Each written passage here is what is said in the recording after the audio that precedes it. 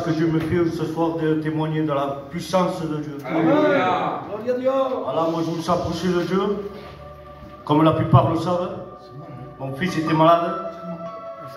Et voilà que j'ai passé ma jeunesse presque à Montpellier. Et voilà que je voyais moi, des jeunes couples qui partaient en vacances dans les terrains de camping, à Watsonnet, à Palaventura. Et moi, j'étais bloqué à Montpellier. Je dormais dans les voitures, avec la souffrance que je passais. Et si encore j'avais des bonnes nouvelles, ça allait. Mais c'est des mauvaises nouvelles en mauvaises nouvelles. Et là, le diable est venu me parler. Et là, au lieu de me confier, m'appuyer sur Dieu, j'écoutais cette voix mensongère. Et cette voix mensongère avait m'a écarté de la voix de Dieu. Et voilà qui m'a proposé, avec le respect que je vous dois, de la cocaïne. Et là, je croyais trouver la paix et la joie là-dedans. Et voilà que je commençais à prendre de la cocaïne un soir. Une semaine après une autre. Et là, après, c'était pas chaque semaine, c'était tous les jours. Et voilà que, avec l'épreuve que je passais de mon fils, en 2 mois et demi, j'ai perdu mes parents. Alors là, après l'ennemi, encore plus me parlait davantage. Alors après, il me disait, t'as vu, ton Dieu il n'est plus là. Alors, ôte-toi la vie maintenant, t'as tout perdu. Et l'ennemi me faisait voir des images que je ne peux pas dire là. Alors, là je dis, oui c'est vrai, t'as raison.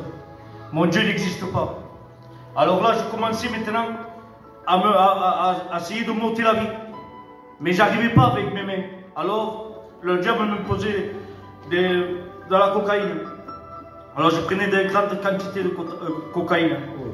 Et voilà qu'il y a les soirs que j'avais pris une grosse quantité de cocaïne.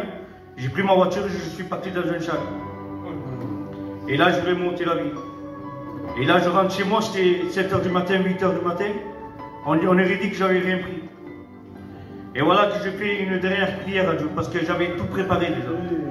Et j'ai fait, Seigneur, tu vois que je veux monter la vie. Mais si toi, aujourd'hui là, tu ne me parles pas, tu n'interviens pas, ah ben, tu ne vas plus entendre parler de moi. Et voilà qu'un frère m'a téléphoné. Il m'a dit, voilà, Dieu vient de me parler. Et il me dit que toi, tu veux te ôter la vie, tu veux faire ça, tu veux faire ça, tu veux faire ça. Moi, oui, c'est vrai. Ah ben, aujourd'hui, je viens chez toi et Dieu t'appelle. Et depuis que ce frère est venu chez moi, qu'on a parlé de Dieu, il m'a remis dans les voies de Dieu. Et voilà qu'après, je ne me suis pas appuyé sur un homme, mais je me suis appuyé sur la personne de Jésus. Et voilà que quand on s'appuie sur la personne de Jésus, ah ben, tout change. Et voilà que j'ai pas voulu m'en défaire de la drogue, de l'alcool, non. J'ai voulu juste de Jésus. Quand j'ai accepté Jésus dans ma vie, ah ben, j'ai eu la guérison, et j'ai été délivré de la drogue. Et là, maintenant, je l'appartiens, moi et ma maison. Nous servirons l'Éternel. Que Dieu vous bénisse.